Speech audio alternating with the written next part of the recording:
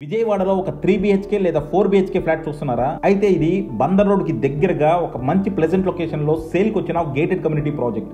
ఇంకా ఆలస్యం చేయకుండా కింద డిస్క్రిప్షన్ ఉన్న కాంటాక్ట్ నెంబర్ కి వాట్సాప్ కాల్ చేయండి. బాలకోట గారు నమస్తే సార్. నమస్తే నమస్తే శ్రీకాంత్ గారు. బాలకోట గారు, ఉమ్, జగన్మోహన్ రెడ్డి లేదంటే వైఎస్ఆర్సీపీ కావచ్చు, లేదంటే కొంతమంది న్యూట్రల్ ముసుగులో ఉన్న వాళ్ళందరూ కూడా కావచ్చు, చంద్రబాబు నాయుడు గారు 5 సంవత్సరాల్లో క్యాపిటల్ ఎందుకు కట్టలేదు అని చెప్పి ఓ తెగ ప్రశ్నిస్తూ ఉండేవాళ్ళు. సో దానికి కౌంటర్గా మనందరం కూడా చాలాసార్లు చెప్పాం. కానీ ఎంత ప్రశ్నించే వీళ్ళంతా కూడా జగన్మోహన్ రెడ్డి గారు, నేను విద్యకు అధిక ప్రాధాన్యత ఇస్తున్నాను, నేను ఆంధ్రాలో మెడికల్ కాలేజీ సీట్లు పెంచేస్తాను, నేను ఓరోరా మెడికల్ కాలేజీలు కడతానని చెప్పేసి ఆయన 2019లోనో 2020లోనో పునాదులు వేశాడు.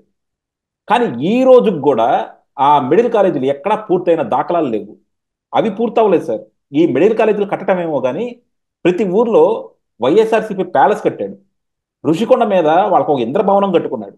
ఇవన్నీ కట్టుకోవడానికి డబ్బులు ఉన్నాయి. ఇప్పుడు ఈ ఋషికొండ మీద ఇంద్రభవనం ఎవరిది కట్టాడు సార్? ప్రజల సొమ్ముతోనే కట్టాడు కదా. నీకు అందులో అంత క్వాలిటీ పెట్టి కట్టుకునే అంత స్తోమత నీకు ఉన్నప్పుడు, అంత డబ్బు నీ దగ్గర ఉన్నప్పుడు, అయ్యే డబ్బులు కాలేజీలు కట్టడానికి ఎందుకు వాడలేదు? అంటే ప్రజలకు పనికొచ్చే పని ఏది చేయడానికి జగన్మోహన్ రెడ్డి గారికి ఇష్టపడలేదా సార్? ఎలా చూడాలి దీన్ని మనం? శ్రీకాంత్ గారు, నమస్తే. నమస్తే సార్. మనం గతంలో ఎప్పుడు మాట్లాడుతున్నప్పుడు మీతోనే నేను ఒక మాట అన్నాను. ఉమ్. కుటుంబ యజమాని గనక తప్పు చేస్తే, కుటుంబ యజమాని ఆ కుటుంబ పోషణ భారాన్ని చూడకుండా తప్పు చేస్తే ఆ కుటుంబం వీధిన పడుతుంది. ఆ కుటుంబ యజమానికి పుట్టిన బిడ్డలు అన్యాయం అయిపోతారు.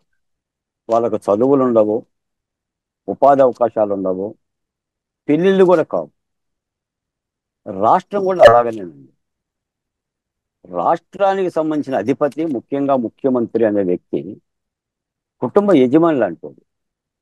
అతగాడు తప్పు చేస్తే రాష్ట్రంలో 5.5 కోట్ల మంది ప్రజలు నష్టపోతారు. వీళ్ళకి జ్ఞానం లేదండి. మీరు అన్నట్టుగా మెడికల్ కాలేజీలు కట్టా, విద్యకు ప్రాధాన్యత ఇచ్చా అని మాట్లాడుతున్నాం. నాడు నేడు అని ప్రోగ్రాం పెట్టింది. అంతకుముందున్న పాత స్కూల్ ఫోటో తీసేవాడు, ఒక ప్రహరీ గోడ కట్టి లేదా ఒక దొడ్డి కట్టి ఒక గేటు పెట్టి ఈ ఫోటో కూడా తీసి, ఇదిగోండి నాడు గేటు లేదు నేడు గేటు ఉందని చూపించాడు. నీకు ఒక మాట చెప్తాను శ్రీకాంత్ గారు. నిన్న అసెంబ్లీలో చర్చకు వచ్చింది.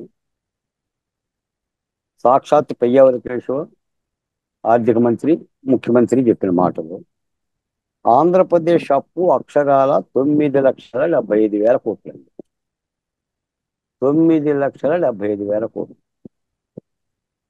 వీళ్ళు రాష్ట్రంలో ఇవ్వాల్సిన పెండింగ్ బిల్లులు 1,35,000 కోట్లు అండి. అంటే పనులు చేసిన వాళ్ళకి, గుత్తేదారులకు ఇవ్వాల్సిన డబ్బులు, డాక్రా డబ్బులు వాడుకున్నారండి. ఉద్యోగుల డబ్బులు 21,000 కోట్ల రూపాయలు ప్రభుత్వం వాడుకుందండి. నాటి ప్రభుత్వం 60,000 కోట్ల రూపాయలు కాంట్రాక్టర్ డబ్బులు వాడుకుందండి. ఇలా కళాశాలల డబ్బులు, అంటే యూనివర్సిటీ డబ్బులు 400 కోట్ల రూపాయలు వాడుకుందండి. విద్యాలయాల డబ్బులు అంటే ఇంత అప్పులు చేసి ఏం యూనివర్సిటీలు పెట్టారు చెప్పండి? ఏం యూనివర్సిటీలు పెట్టారు? ఇప్పుడు ఆయన చెప్పాడు, పోలవరం 21 కడతాను, 22 కడతాను, 23 కడతాను అని. 24 ఎన్నికలు కూడా వచ్చింది. ఆఖరికి ఏమన్నాడు అంబటి గారు? నాకే పోలవరం అర్థం కాలేదు, నేనేం చెప్పాను అన్నాడు. మరి నా అర్థం కాని మంత్రిగా ఎట్ట పెట్టాడు? తర్వాత ఏయో పరిశ్రమలు చేస్తున్నాను, ఇన్ని లక్షలు అని చెప్పాను. ఎవరెవరో వాలంటీర్లకి డ్రెస్సులు వేసి, కోట్లు వేసి విశాఖపట్నం మీటింగ్ పెట్టి, కోడి అప్పుడే గుడ్డు పెడుతుందా, గుడ్డు పొదగాలి కదా, పిల్లవాలి కదా అన్నాడు గుడ్డు మంత్రి. ఏమైపోయింది? గుడ్డు పడింది. అంటే వీళ్ళ గురించి ఎంత మాట్లాడుకున్నా చాలా తక్కువ అవుతుంది. ఆఖరికి ఇప్పుడు ఏమంటున్నాడు? సూపర్ 6 పథకాలను గవర్నమెంట్ చంద్రబాబు నాయుడు గారు అమలు చేయటం చేతగాక ఈ సోషల్ మీడియా మీద అరెస్టులు, లేదు అంటే ఇతర శాంతి భద్రతలకు సంబంధించిన అంశాలు, ఇవన్నీ ప్రస్తావిస్తున్నారని చెప్పి మాట్లాడుతున్నారు. సూపర్ 6 పథకాలను జగన్మోహన్ రెడ్డి గారు మర్చిపోతే మర్చిపోవచ్చు, కానీ ప్రజలు ఎందుకు మర్చిపోతారు? ఈ రోజున ఆధునిక సమాజంలో ప్రజలు ప్రభుత్వాలు ఒక హామీ ఇస్తే మర్చిపోయేలా ఉండయా శ్రీకాంత్ గారు? ఉమ్. మర్చిపోతారా? అవును. ఒక 1000 రూపాయలు పెన్షన్ నేను పెంచుతానని ప్రజలకు హామీ ఇచ్చిన తర్వాత ఆ పెన్షన్ తీసుకునేవాడు మర్చిపోతాడండి. ఉమ్. గ్యాస్ బండ్లు 3 ఇస్తానని చెప్పిన మహిళలకు వరం ఇచ్చిన తర్వాత ఏ మహిళ మర్చిపోతుంది చెప్పండి? మమ్మల్ని ఉమ్. అడుగుతూనే ఉంటుంటారు. అదే. ఆ. ఆ ఆర్టీసీ బస్ ఛార్జీలు ఫ్రీ అని అన్నారు, మమ్మల్ని అడుగుతూనే ఉంటారు. బాలకోట గారు రేపు ఉమ్. సంక్రాంతి కన్నా బస్సులు ఫ్రీగా వస్తాయా మాకు అని. ఉమ్. ప్రజలు ఎందుకు మర్చిపోతారండి? ఉమ్. ప్రజలు ఎందుకు మర్చిపోతారు? ప్రజలు బాగా గుర్తుపెట్టుకుంటారు. చంద్రబాబు నాయుడు గారు కూడా సూపర్ సిక్స్ పథకాలు అమలు చేసే తీరుతారు. ఉమ్. ఎందుకంటే ప్రజలను అలా తయారు చేశాం కదా. బరువైన భారమైన చేయక తప్పదు. అది అది ప్రభుత్వాలకు అర్థమైపోయింది. ఉమ్. శ్రీకాంత్ గారు, ఉమ్. ప్రతి నెల పెన్షన్లకు పంపిణీనే 2500 కోట్ల రూపాయలండి. Per month. Per month 2500 కోట్లండి. ఇప్పుడు ఈ 3 గ్యాస్ సిలిండర్లకి ఏడాదికి దాదాపుగా ఓ 1800 కోట్లు. అంతకు ముందు పెంచిన పెన్షన్లతో కలిపి మొదటి నెలలో ఇచ్చిన డబ్బులంటే 4700 కోట్లండి. అంటే ఇంత భారమైన, బరువైన, ఒక విధంగా చెప్పాలంటే బరువే. కాకపోతే ఏంటంటే ఎన్నికల మేనిఫెస్టోలో పెట్టారు, ప్రజలకు హామీ ఇచ్చారు కాబట్టి ఏ ప్రభుత్వాలైనా ఆ దిశగా అడుగులేసినాయి. అది తెలంగాణ ప్రభుత్వం అయినా లేదంటే ఆంధ్రప్రదేశ్ ప్రభుత్వం అయినా కూడా అమలు చేయక తప్పదు. దాన్ని చూసుకొని అమలు చేస్తారు. వీళ్ళు ఏంటంటే అప్పుడే ప్రజలు మర్చిపోయారు, వీళ్ళకి మాట్లాడటానికి ఏమి లేదు. అసలు వీళ్ళు ఎందుకు ఓడిపోయారో చెప్పమానండి జగన్మోహన్ రెడ్డి గారిని. జగన్మోహన్ రెడ్డి గారు, మీరు ఇప్పుడు ఈవీఎంలు వైనాట్ ఈవీఎంల వల్ల కదా సార్ వాళ్ళు ఓడిపోయింది. ఈవీఎంల వల్ల ఓడిపోయినప్పుడు మరి 40% ఓట్లు వచ్చినాయని చెప్పి ఎందుకు గుర్తు? ఉమ్. మరి 40% ఎక్కడి నుంచి వచ్చింది? ఆకాశం నుంచి ఊడిపడ్డాయా? ఉమ్. అవి కూడా ఈవీఎంలేగా. ఉమ్. ఈవీఎంల మూలాన వైసీపీ పార్టీ ఓడిపోతే 40% ఓట్లు కూడా ఈవీఎంల ద్వారా వచ్చినాయి కదా. నువ్వు అదే అడుగుతున్నావు కదా. నాకు సీట్ పోయిన పర్వాలేదు, ఓట్లు ఉండే, నాకు ప్రతిపక్ష హోదా ఇవ్వండి అనే కదా నువ్వు అడిగేది. 40% ఓట్లు ఉన్నాడు, ప్రతిపక్ష హోదా ఎందుకు ఇవ్వని కదా నువ్వు అడిగేది. కోర్టుకు వెళ్ళింది కూడా అందుకే కదా. మరి ఈవీఎంల ద్వారానే వచ్చింది కదా. ఇప్పుడు మీరు మొన్న విన్నారు కదండి. మండలినేమో దద్దమల సభ అన్నాడు.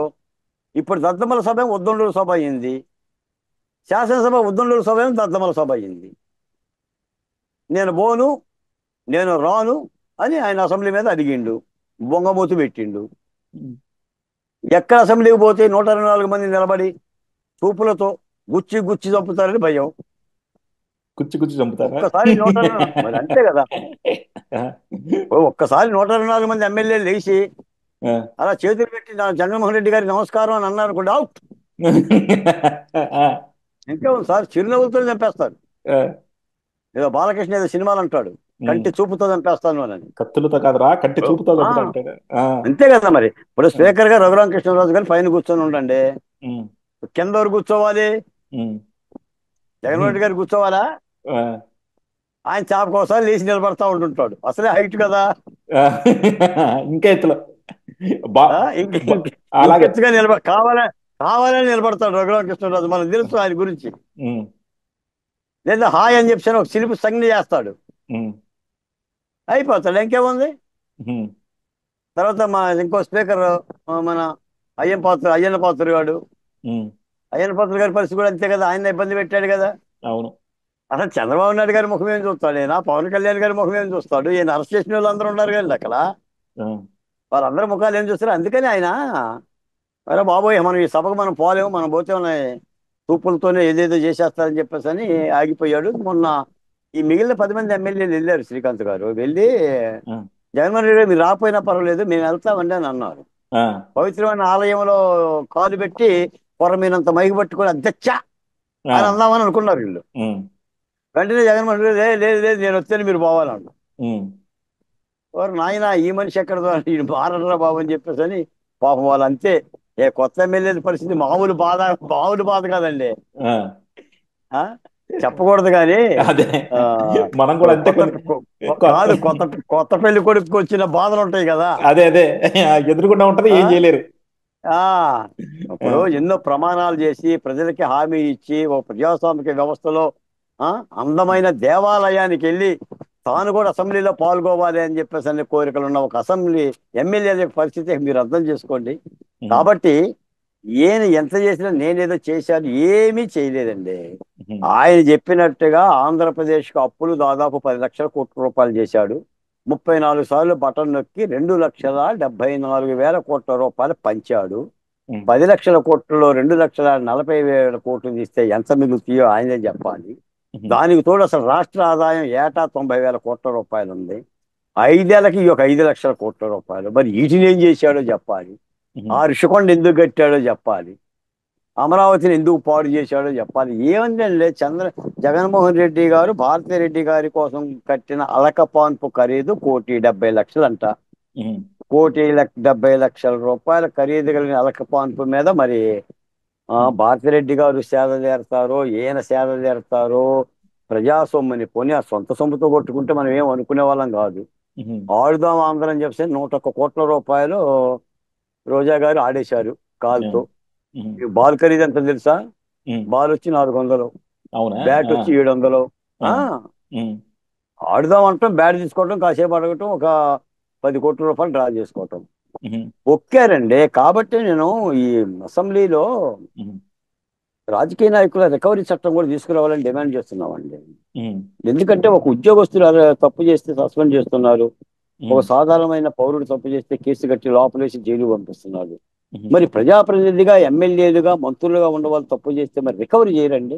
ఉమ్, రికవరీ చేయకపోతే రికవరీ యాక్ట్ ఒకటి తీసుకురావాలండి. ఆ ఉమ్, రికవరీ యాక్ట్ తెచ్చి వాళ్ళు దోచిన డబ్బుని కనుక నష్ట పెనాల్టీ ప్రకారంగా కట్టించగలిగితే ఉమ్, మరో ప్రజాప్రతినిధి అలాంటి తప్పులు చేయడు. కాబట్టి చట్టాలు మారాలి. ఉమ్, ఈ రోజున సోషల్ మీడియా వస్తే సోషల్ మీడియాలో మనం చట్టం చేద్దామని ఎలా అనుకుంటున్నాం? ఉమ్, అంతకుముందు సోషల్ మీడియా పవర్ మనకు తెలియదు కదా. దీని యొక్క హననం కానీ, దీని హత్యలు కానీ, ఉమ్, దాని మీద ఎలా అయితే చట్టం చేసి వీళ్ళందరూ కూడా నేరగాలను లోపలేద్దాం అనుకుంటున్నామో, ఉమ్, ప్రజాప్రతినిధుల తప్పు మీద కూడా ఈ రికవరీ చట్టం తీసుకురావాలి. నేను చెప్తున్నా శ్రీకాంత్ గారు, ఈయన విద్యాలయాలు కాదు కదా, ఉమ్. మారుమూల ఉన్న ప్రభుత్వ బడులను కూడా బాగు చేసింది ఏం లేదండి. అవును. ఇంగ్లీష్ విద్య అని చెప్పేసి తెలుగు విద్యకి గోరి కట్టిండు. ఉమ్, ఇంగ్లీషు చెప్పింది లేదు, తెలుగు చెప్పింది లేదు. పిల్లల్ని ఉమ్, ఆకాశంలో మధ్యన ఇట్ట వేలాడదీసిండు. ఉమ్, ఆఖరికి అంగన్వాడీలో పిల్లలకి ఇచ్చే చిక్కీలకు కూడా బిల్లు ఇవ్వకపోతే 1,200 కోట్ల రూపాయలు పెయ్యవర కేసు విడుదల చేసింది ఉమ్, లోకేష్ గారి విజ్ఞప్తి మేరకు. అది ఈయన ఉమ్, పరిస్థితి.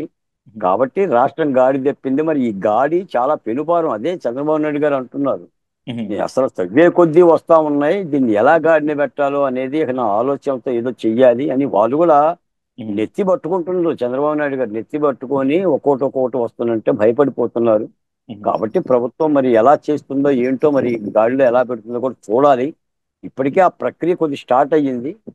ఏదేమైనా సరే మంచి జరుగుతుందని అనుకుంటున్నాం. మంచి జరిగి తీరాలి. అది ఏదంటే దక్షత, పద్ధతి ఉంటే అది చంద్రబాబు నాయుడు గారు ఒకరికే సాధ్యం. ఆ దిశగానే అడుగులు పడుతున్నాయని ఆశిస్తాం. యా, డెఫినెట్గా సార్. థ్యాంక్ యూ అండి. Thank you very much sir. ఎందుకంటే ప్రజల్లో కూడా జగన్మోహన్ రెడ్డి గారి ప్రయారిటీస్ ఏంటో అర్థం అవ్వాలన్నమాట. ఇంకా కొంతమంది మీరు అన్నారు జగన్మోహన్ రెడ్డి గారికి 40% ఓటింగ్ ఉందని. సో డెఫినెట్గా ఏంటంటే సిగ్నిఫికెంట్ పీపుల్ ఇంకా కూడా జగన్మోహన్ రెడ్డి గారు చెప్పే అబద్ధాలని నమ్ముతా ఉన్నారనమాట. అందుకే మనం ఈ టైంలో కూడా ఇలాంటి వీడియోలు చేయాల్సి వస్తుంది. Thank you very much sir.